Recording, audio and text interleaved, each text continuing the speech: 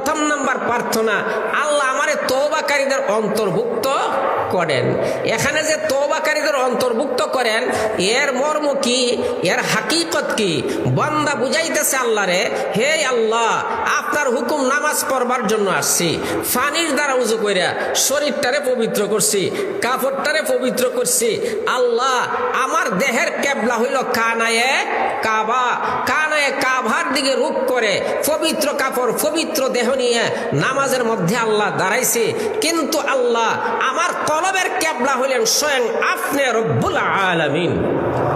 আমার কলবের মধ্যে এখনো গুনার নাফাক লাগা আছে।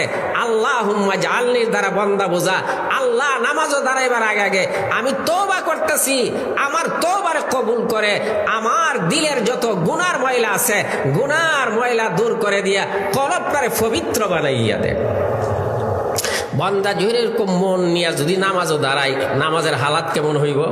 আচ্ছা, যাই হোক, তো আল্লাহর বান্দা উযু বানাইলো, ছোট নাফাকির থেকে পবিত্রতা অর্জন করলো। বড় নাফাকির থেকে পবিত্রতা অর্জন করার মর্ম হইল, কোনো কারণে যদি গোসল ফরজ হইয়া যায়, গোসলের মাধ্যমে পবিত্রতা অর্জন করা। এই শীতের দিনে কেউ যদি উযু বানাইতে পারে না, শরীরে রোগ বাড়িয়া যাবে, ঠান্ডা বাড়িয়া যাবে। ডাক্তার বলছে যে শরীরে পানি লাগাইও না, ঠান্ডা পানি। তাহলে গরম পানিও ব্যবহার করা যাইতো না। তাহলে কি করবে? মাটির দ্বারা তায়াম্মুম করবে। কি করবে? আওয়াজ করেন ভাই, আওয়াজ করেন। তায়াম্মুম করবে। অনেক মানুষ মুসলমান আছে তায়াম্মুম কিভাবে করে, তায়াম্মুমের ফরজ করা এটা পর্যন্ত জানে না। আমি ওই যে বিজয়নগর সাতগাঁও মাদ্রাসাতে মাহফিলে গেছি, ওয়াজ শেষ করে আমার এক আপনজনকে দেখবার লেগে গেলাম। বাবা, আমি উযু করতে পারি না, নামাজ পড়তাম পারি না। আমি বললাম রে বাবা, নামাজ পড়তে পারেন না, উযু না করতে হলে তায়াম্মুম করেন। তায়াম্মুমের মাসলা জানে না। এই অক্টোবর আমি উমরাতে গেলাম, ফেরার সময় ফজরের নামাজ হইছে, সময় হয়ে গেছে। আমি মাটির দ্বারা তায়াম্মুম করে নামাজ পড়লাম। আমার পাশে এক লোক আমাকে বলে, হুজুর মাটির দ্বারা কিতা করছেন? মাটির দ্বারা কি করছেন? আমি বললাম, বিমানে তোর ফানি এটা ঠিক না, ব্যবহার করা নিষেধ করা আছে, এই জন্য মাটির দ্বারা তায়াম্মুম করে নামাজ আদায় করছি। বহু মানুষ বিশ্রাইলে পাইবেন তায়াম্মুম এর ফরজ কয়টা, কিভাবে করতে হয় জানে না। আই ভাই, কথা ঠিক না? ঠিক। আল্লাহ এগুলা শিক্ষা দেওয়া হয় কোথায়? ওযু গোসল কই শিক্ষা দেওয়া হয়? আওয়াজ করে বলেন, মাদ্রাসা। তাহলে আমি পবিত্রতা অর্জন করার জন্য আমাকে যাইতে হবে কোথায়? মাদ্রাসা শিক্ষা অর্জন করতে হবে। যাই হোক, তারপরে দ্বিতীয় নম্বর হইল নামাজের ফাওনা আদায় করা।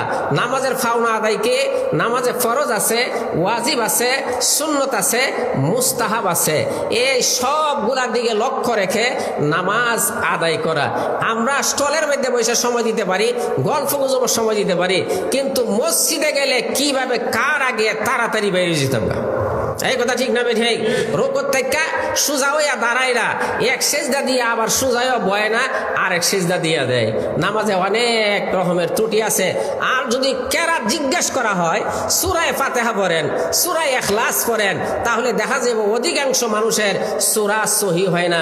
বড় বড় গলত লাহনে জলি আছে, যে লাহনে জলি হইলে অনেক সময় নামাজ নষ্ট হইয়া যায়।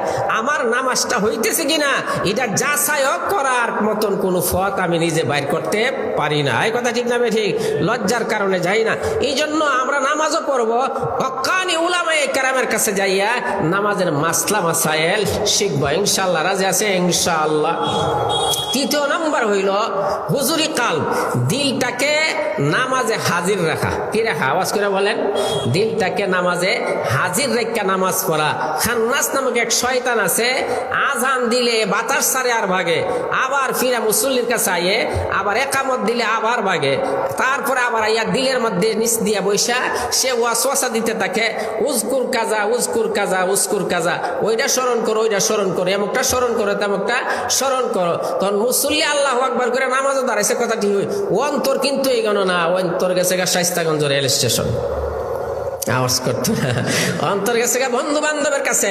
এই অন্তরটাকে নামাজের মধ্যে হাজির রাখা, যে ব্যক্তি তার অন্তরটাকে হাজির রেখে নামাজ পড়তে পারবে, এই নামাজ হবে কামেল। ওই নামাজ তার সব রকমের গুনাহ থেকে বিরত রাখবে। এখন আমার অন্তরটাকে হাজির রাখার জন্য কি করতে হবে? আল্লাহর পয়গাম্বর ফরমান, আন তা'বুদাল্লাহা কাআন্নাকা তারাহু ফাইন লাম তাকুন তারাহু ফাইন্নাহু ইয়ারাক। নবীজি ফরমান, আল্লাহর ইবাদত এমনি ভাবে করো যেন তুমি মওলাকে দেখতেছো। এটাকে বলা হয় মুশাহাদা, মুকামে শুহুদি। আর আল্লাহ আমারে দেখতেছেন, এটাকে বলা হয় মুরাকাবা, মকামে ওজুদি। তো আমার ইবাদতের ক্ষেত্রে, বিশেষ করে নামাজের ক্ষেত্রে, আমার দিনের ধ্যান খেয়াল থাকবে যেন আমি আল্লাহরে দেখি নামাজ পড়তাছি। অতটুকু ধারণা এই স্তরে যদি আমি পৌঁছা না থাকি, তাহলে আমি এই ধারণা করব আল্লাহ সর্বক্ষণ সর্ব অবস্থায় আমারে দেখতেছে। এই ভাই, কথা ঠিক আছে? ইনশাআল্লাহ আমরা চেষ্টা করব না ইনশাআল্লাহ। মুরাকাবার হালাতও যদি আমি পৌঁছতে না পারি, তৃতীয় একটা কাজ থেকে আমি শুরু করব। কাজটা কি? আমি মুজাহাদা করব। নামাজও দাঁড়াইবার পরে আমার মন যদি নামাজ থেকে অন্যদিকে দৌড় মারে, তো আমি খেয়াল করব আল্লাহ আমারে দেখতেছে। নামাজও দাঁড়ায় আমার মন অন্যদিকে গেছে গা, দুনিয়ার কেউ জানে না, আমার ডাইনের মুসল্লি বামের মুসল্লি, ইমাম সাহেবও জানে না আমার অন্তর অবস্থা, দুনিয়ার কেউ জানে না। আমার আল্লাহ তাআলা আমার অন্তর অবস্থা দেখে। এই জন্য মনটাকে টাইনাইন না আবার নামাজের কাজের মধ্যে লাগাইয়ে দেওয়া। এইভাবে শয়তান নফস আমার দিন অন্যদিকে নিয়ে যাবে, আমি টাইনাইন না নামাজও লাগাইব। এইভাবে একটা যুদ্ধ চলতে চলতে চলতে চলতে আস্তে আস্তে শয়তানি শক্তি, নফসানি শক্তি দুর্বল হয়ে যাবে। নামাজও দাঁড়াইলে সহসায় আর মন অন্যদিকে যাবে না, নামাজের মধ্যে মনটা হাজির থাকবে। এখন আসেন, আমার কথা শেষ।